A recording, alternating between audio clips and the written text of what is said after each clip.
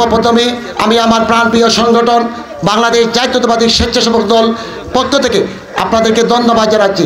প্রিয় নেতৃবৃন্দ, আপনারা জানেন সাম্য, মানবিক ও সমাজ বিনিময়ের লক্ষ্যের মানে কি? দেশনায়ক জনাব তারেক রহমান বলেছিলেন যে স্বৈরাচার পতনের পরদিন তিনি দেশবাসীকে বলেছিলেন বিএনপি কখনো প্রতিহিংসার রাজনীতি করে না, বিএনপি অন্যায়কে কখনো পরিচয় দেয় না এবং ন্যায়ের পক্ষে বিএনপি সব রাজনীতি করে। এবং সারা দেশব্যাপী তিনি মেসেজ পৌঁছিয়ে দিয়েছিলেন বিএনপি কখনো প্রতিহিংসার রাজনীতির সাথে জড়িত নেই, অতীতে ছিল না, ভবিষ্যতে থাকবে না ইনশাআল্লাহ।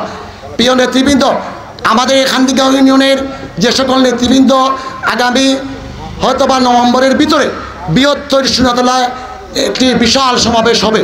আমি এখানে জেলা এবং সদরের নেতৃবৃন্দ আছেন, আপনারা বিশ্বাস রাখবেন নলকট, নীলগাঁও, নয়নপুতা, লামারগাঁও, সরুগাঁও বিগত এখানে সুনাতলা মাটির বিশাল একটা সমাবেশ হয়েছিল।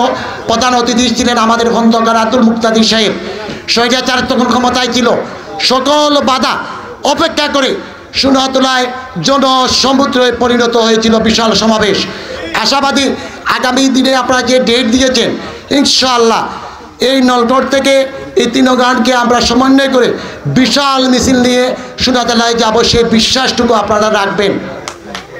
প্রিয় নেতৃবৃন্দ, এই নলকটের মানুষ বিগত নির্বাচনের সময় যখন স্বৈরাচার ক্ষমতায় ছিল একটা মানুষ ভোট সেন্টারে যায় নাই। কেন যায় নাই? তারা তার শীষ প্রতীককে ভালোবাসে। স্বৈরাচার দিনের ভোট দিনে দেওয়ার কথা, সে রাতের আধারে ভোট দিয়েছিল।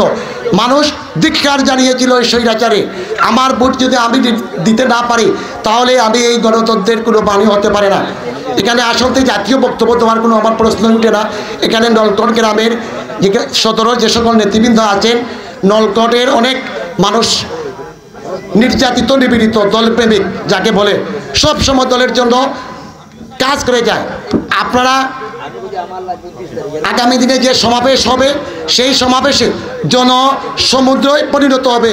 প্রিয় বন্ধুগণ, আমি মত বিনিময় সভা থেকে এই সোশ্যাল মিডিয়ার মাধ্যমে আমি মধ্যপ্রতি সরকার ডক্টর ইউনূস স্যারকে অনুরোধ করব, আহ্বান করব, যারা বিগত কোটা আন্দোলনে যারা শহীদ হয়েছে, যাদেরকে অস্ত্র হাতে নিয়ে প্রকাশ্য দিবালোকে যারা আপনার ভাই আমার ভাইকে নির্মমভাবে খুন করেছে তাদেরকে অবিলম্বে গ্রেপ্তার করতে হবে।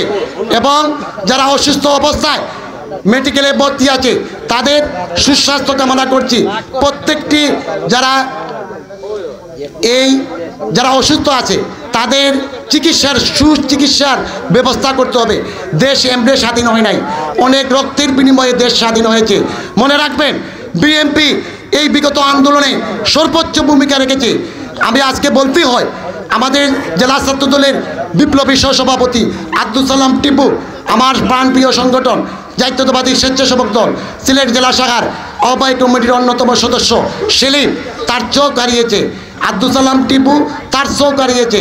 শুধু সিলেটে নয়, বিভিন্ন ডিস্ট্রিক্টে বিএনপি অঙ্গ সংগঠন অনেক ত্যাগ স্বীকার করেছে এই স্বৈরাচারের বিরুদ্ধে। প্রিয় বন্ধুগণ, বিএনপি সবসময় ন্যায়ের পক্ষে কাজ করবে এবং যারা আজকের এই মত বিনিময় সভায় এসে এই সভাকে সুন্দর করেছেন সবার প্রতি আমার ব্যক্তিগত পক্ষ থেকে কৃতজ্ঞতা জানিয়ে আমি আমার শুভেচ্ছা বক্তব্য এখানে শেষ করছি। খুদা হাফেজ। বাংলাদেশ জিন্দাবাদ, বাংলাদেশ জাতীয়তাবাদী দল বিএনপি জিন্দাবাদ, দেশ নায়ক জনাব তারেক রহমান জিন্দাবাদ, দেশ নেত্রী বেগম খালেদা জিয়া জিন্দাবাদ। গুম নামের কারাগারে বন্দী প্রিয় নেতা এম ইলিয়াস আলীকে রক্ষত অবস্থায় ফিরিয়ে দেওয়ার দাবি জানাচ্ছি।